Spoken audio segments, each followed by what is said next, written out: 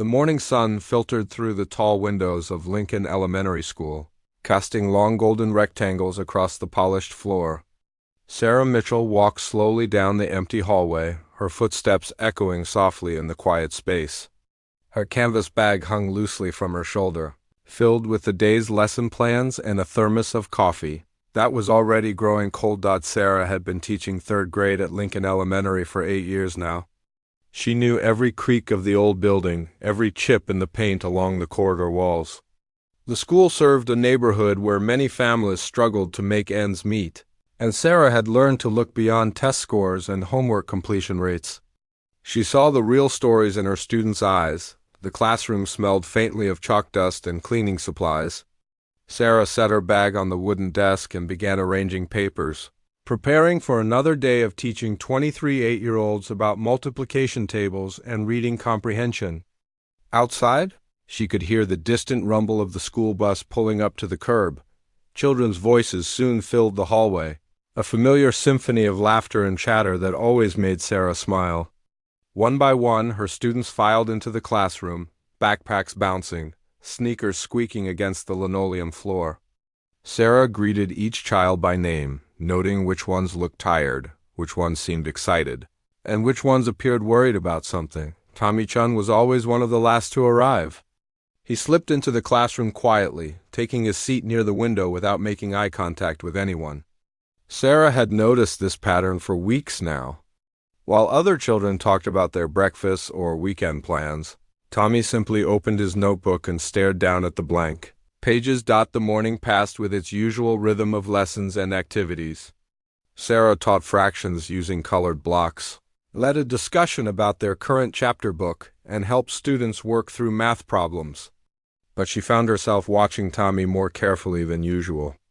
During snack time, when other children pulled out crackers or fruit from their backpacks, Tommy remained at his desk, drawing small circles in the margins of his worksheet. Lunchtime arrived with its customary chaos.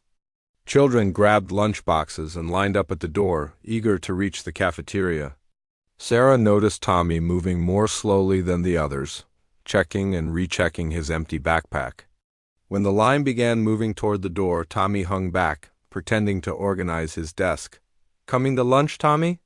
Sarah asked gently. The boy looked up, his dark eyes wide with something that looked like embarrassment. "I forgot my lunch money today," he said quietly.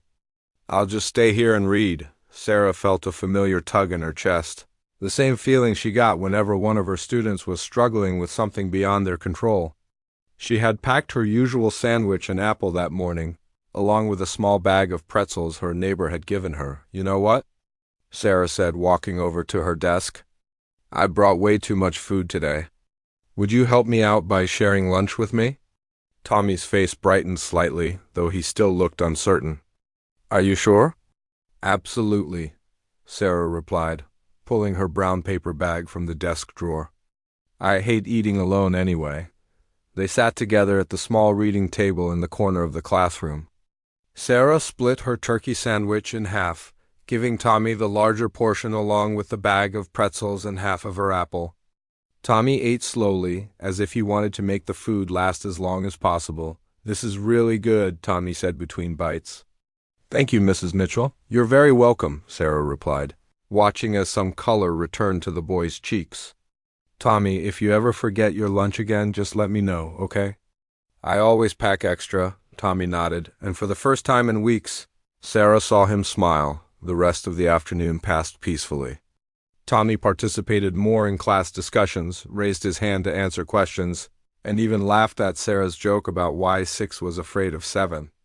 When the final bell rang and children began packing up their belongings, Tommy approached Sarah's desk. "Mrs. Mitchell?" he said hesitantly. "Thank you for lunch today, and ... I didn't really forget my lunch money. My mom's been working extra shifts at the hospital, and things are just kind of tight right now." Sarah's heart ached for this brave little boy who felt he needed to carry such worries. "Tommy, that's between you and me, okay? And remember what I said about always having extra food." Tommy smiled again, shouldered his backpack, and headed for the door. "See you tomorrow, Mrs. Mitchell." The next morning began like any other. Sarah arrived at school early, coffee in hand, ready for another day of teaching. But as she approached the school building, she stopped short. The usually empty parking lot was filled with an unusual sight. A line of gleaming black cars stretched along the curb in front of Lincoln Elementary. They were the kind of vehicles Sarah had only seen in movies, sleek sedans with tinted windows, so polished they reflected the morning sky like mirrors. Men in dark suits stood beside the cars, speaking quietly into small devices attached to their ears. Sarah walked past the strange convoy, nodding politely to the serious-looking men who watched her approach the school entrance. She wondered if perhaps some government officials were visiting. Though no one had mentioned anything about special guests inside the building, Principal Johnson was standing near the office, looking both confused and slightly overwhelmed. "Sarah?" he called out as she passed. "Could you come here for a moment?" "Of course," Sarah replied, still thinking about the mysterious cars outside. "What's going on with all the security out there?" Principal Johnson ran his hand through his graying hair. "That's what I'm trying to figure out. Apparently, someone wants to speak with you. Someone important.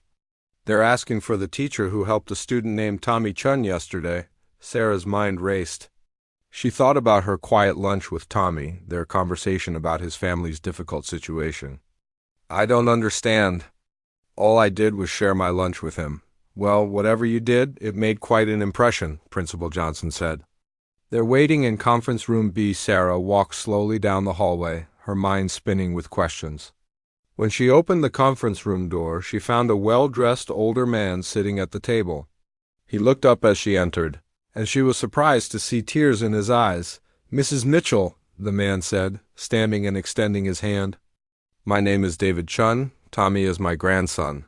Sarah shook his hand, still confused. "It's nice to meet you, Mr. Chun. Tommy is a wonderful student." David Chun's voice was thick with emotion. "Mrs. Mitchell, my daughter, Tommy's mother, has been working double shifts at the hospital to support them both. She's been too proud to ask for help, even from family. Yesterday, Tommy called me and told me about a teacher who shared her lunch with him. He said you made him feel like he mattered." Sarah felt tears welling in her own eyes. "He does matter. All of my students matter. That phone call changed everything," Mr. Chun continued. "You see, I've been successful in business, but my daughter and I had a falling out years ago. Pride kept us apart. When Tommy told me about your kindness, about how you saw that he needed help and didn't make him feel ashamed, ... Well, it reminded me what's truly important." He paused, wiping his eyes. "I came here this morning to thank you, but also to ask permission to help. I want to set up a fund for children in this school who might need lunch or school supplies or whatever they require. Would you help me make sure it's done right?" Sarah sat down slowly, overwhelmed by the unexpected turn of events.